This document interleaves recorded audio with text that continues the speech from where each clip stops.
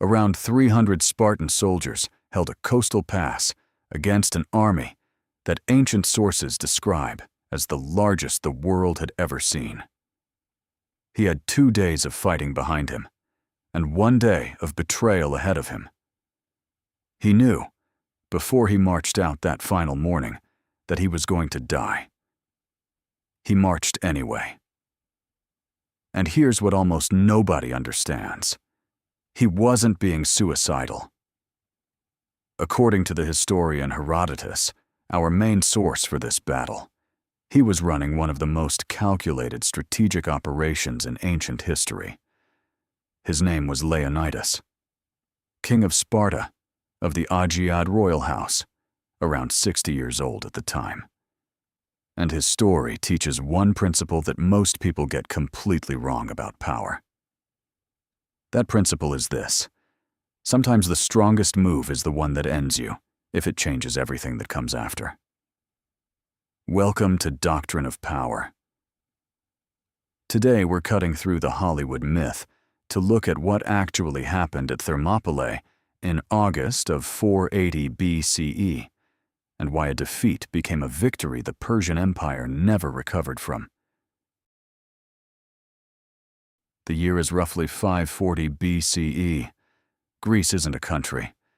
It's a scatter of city-states, poleis, that mostly distrust each other. Athens, Corinth, Thebes, Sparta. Each one independent, each one watching the others.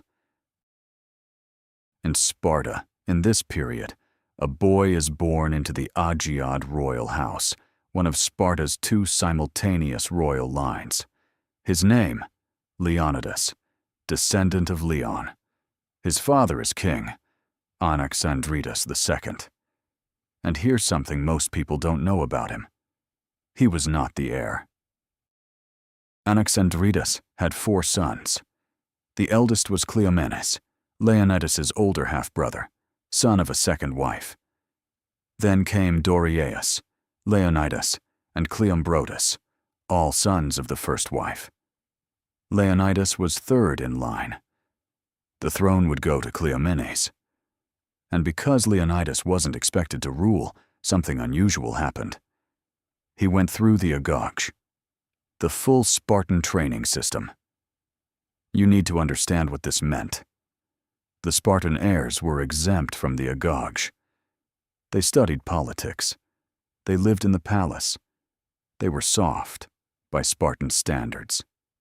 Leonidas was not soft. At around age 7, by Spartan custom, boys were taken from their homes and put into a public training system. For the next decade plus, his life was physical training, deliberate hunger, cold, combat drill, and a system designed to weed out anyone who couldn't perform. That's the historical agoge, not the dramatized version. Cruelty is a method, with the goal of making a man dependent on his unit and on the state. Now, skipping forward.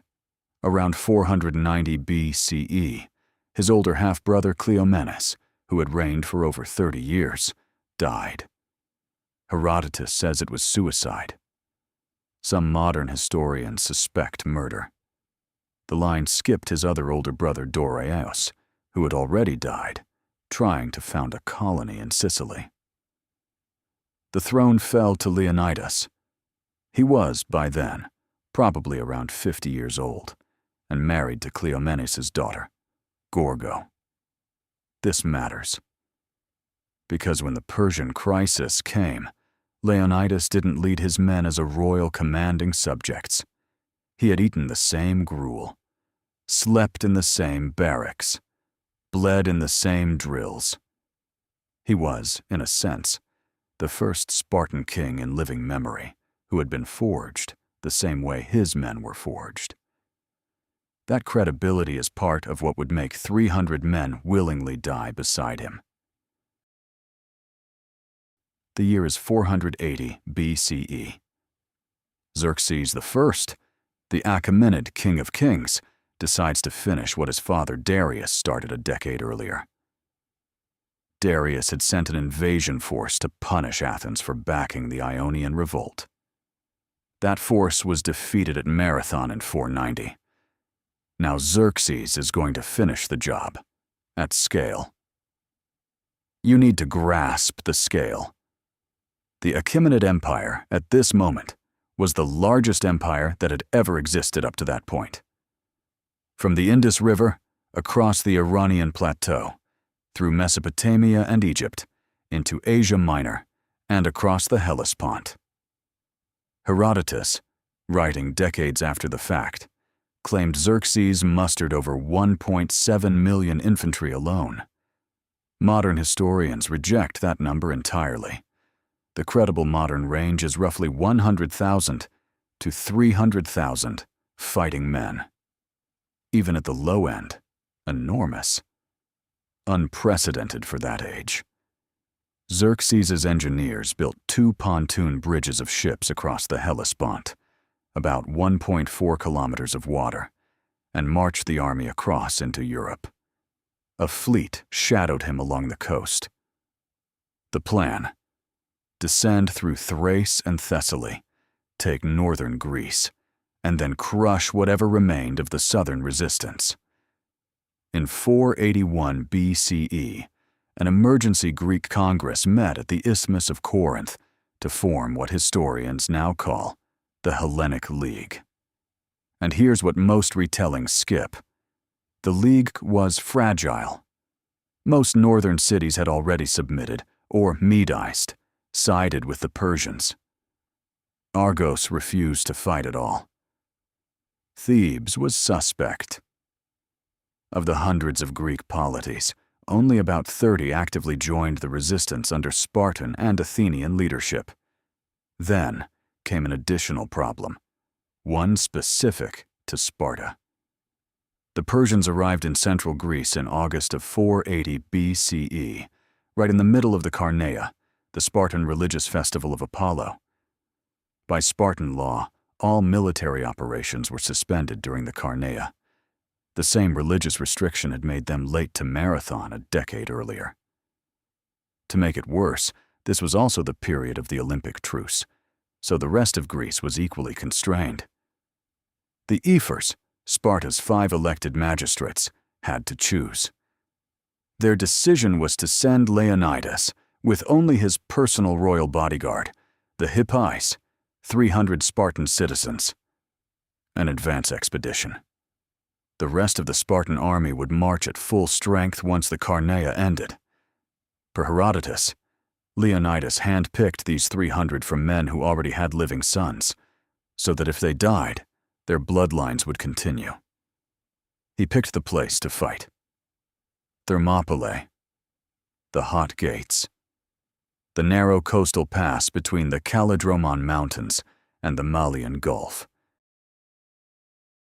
The middle gate of the pass, the narrowest point, was approximately 20 meters wide, according to modern geomorphological reconstruction. The original coastline of the Malian Gulf, before centuries of sediment, came right up to the cliffs. There was an old defensive wall there, built by the local Phocians long before. Leonidas had it rebuilt. This was the principle in action. He couldn't beat the Persian army on open ground. Nobody could. So he chose terrain that made Persian numbers irrelevant. No room for cavalry. No room for archers to mass. No way to flank. On the way north, Leonidas's 300 picked up reinforcements. 500 from Tegea, 500 from Mantinea, 400 from Corinth, 700 Thespians, 400 Thebans, contingents from Phlius, Mycenae, Arcadia, and elsewhere. Per Herodotus's detailed list, the assembled allied Greek force at Thermopylae was somewhere between 5,200 and 7,000 hoplites, plus an unknown number of helots and light troops. The famous 300 is real, but it was 300 Spartan citizens within a much larger coalition. Leonidas knew exactly what he was doing. To understand why Leonidas marched out knowing he would die, you have to understand what Sparta actually was. And it wasn't what the movies show you. Sparta was a society organized around a single idea. The citizen exists for the state. The individual is the unit of the polis, not the other way around. To die in the line was the highest expression of citizenship. Per Herodotus, when Darius's envoys arrived years earlier, demanding earth and water, the symbolic submission to Persia, the Athenians threw them into a pit. The Spartans threw theirs into a well. When asked later why, the answer was simple. There's plenty of earth and water down there. Whether or not the story is literally true, it captures the Spartan attitude precisely. They didn't negotiate. There's another saying preserved by Plutarch, writing about 600 years after the fact, so treated as Spartan ethos rather than verified quote. He records that a Spartan mother handed her son his shield with a single line, either with this or on this, meaning come back alive carrying it, or come back dead carried on it. The unforgivable option was to come back without it, because dropping your shield meant you ran. The shield was the citizen's primary tool, and abandoning it abandoned the line. Most cultures treat death in battle as a tragic loss. Sparta inverted this. The principle: the outcome of any single battle matters less than the message your behavior sends to the next 10 battles. If 300 Spartans die in their position at Thermopylae and refuse to break, every future Persian commander has to do the math on what taking a Spartan position will cost him. This is the principle Hollywood completely misses when it turns Thermopylae into a story about heroic individuals. It wasn't only about heroism. It was also about strategic accounting. Leonidas understood what his death and his men's deaths were worth to the longer war, and he was willing to spend it. Some battles are won by surviving. Some battles are won by dying. In the right place. The fighting itself unfolded across 3 days, after the Persians had waited 4 days expecting the Greeks to flee. Per Herodotus, when Xerxes asked the exiled Spartan king Demaratus what the Spartans were doing, Demaratus told him they were combing their hair, a Spartan custom before facing death. Xerxes didn't believe him. He sent in his troops on the 5th day. He sent the Medes and the Sicilians first, solid infantry, ordered to take the Greeks alive. Per Herodotus, Xerxes is said to have leapt up from his throne 3 times during this attack, in alarm at how badly his men were faring. The Medes couldn't break the phalanx. The Greeks rotated companies, fresh men forward, tired men back, and held. This is the strategic core of the engagement. The hoplite phalanx in a narrow pass is essentially unbeatable by anything the Persian army can deploy. Long thrusting spears, heavy armor, locked shields, 40+ pounds of bronze and ash per man behind a stone wall in a corridor only wide enough for a dozen attackers at a time. Day 2. Xerxes sent in his elite, the Immortals, a permanent royal guard of 10,000, supposedly invincible. Same result. The pass nullified their advantages. Their lighter armor and shorter spears couldn't penetrate the Greek line. Persian losses across the first 2 days, per Herodotus, ran into the thousands. Greek losses were comparatively minimal. Per Herodotus 7.211, the Greeks even used a feigned retreat, pretending to break, drawing Persian pursuit forward, then turning and slaughtering them when they were packed too tight to fight back. This was not a panicked defense. It was a tactical operation. Then came the betrayal. A local from Malis named Ephialtes, son of Eurydamas per Herodotus, went to Xerxes, hoping to be rewarded. He told the Persians about a mountain track called the Anapeia Path that bypassed the pass. Leonidas had stationed 1,000 Phocians up there to guard it. Xerxes sent the Persian general Hydarnes with the immortals. The Phocians, surprised at dawn, retreated up to a peak. Hydarnes didn't pursue them.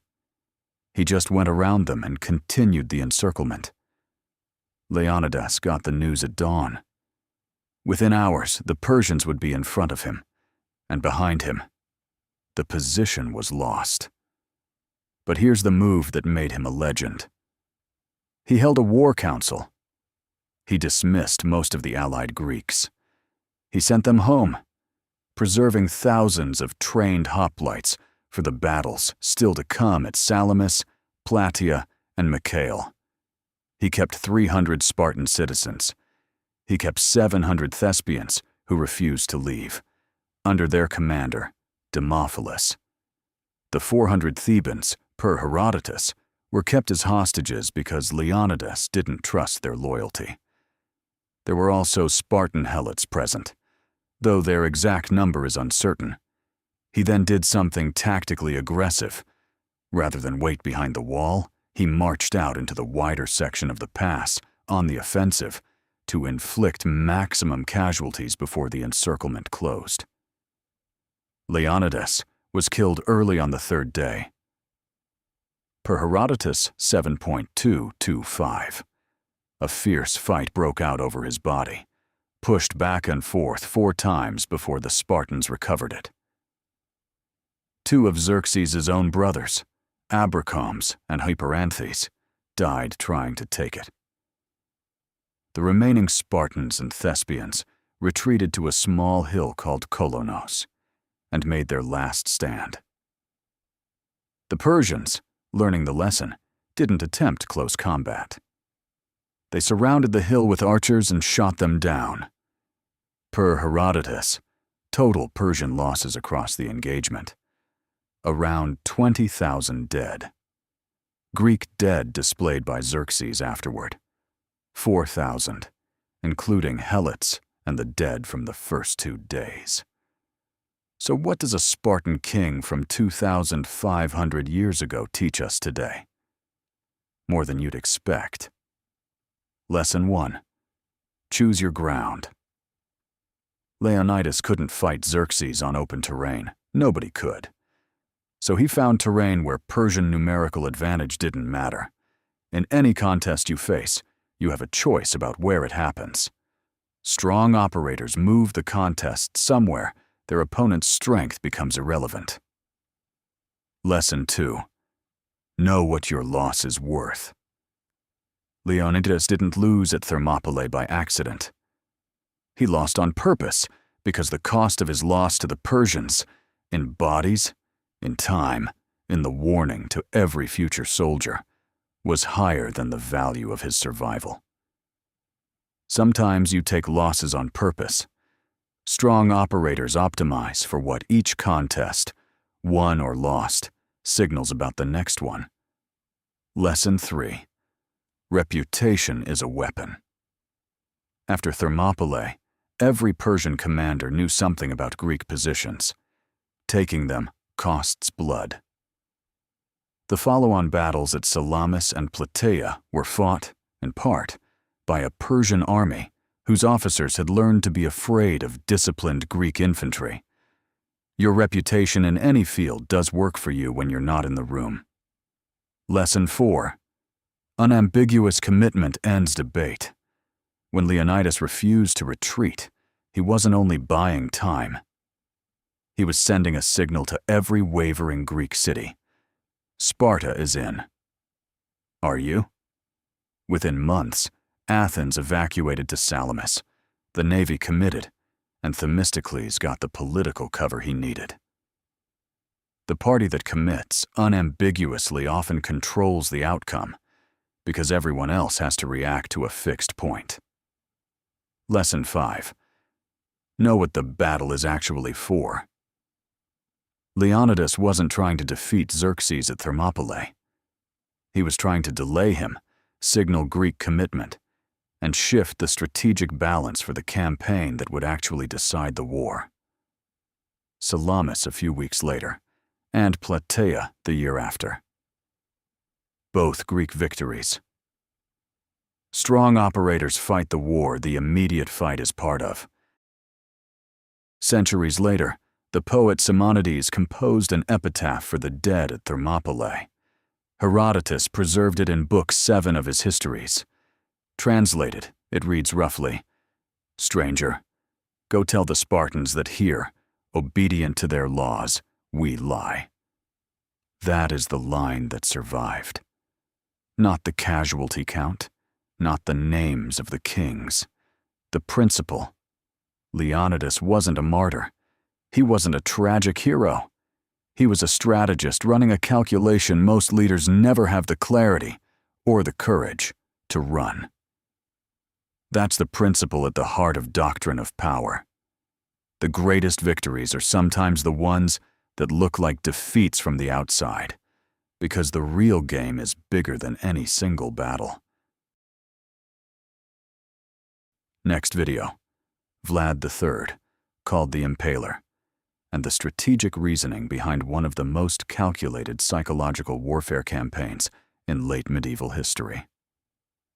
Tell me, what's a battle in your life that you've been trying to win, when the smarter move might be to lose it correctly? Comment below. Thanks for watching Doctrine of Power. Keep studying the legends.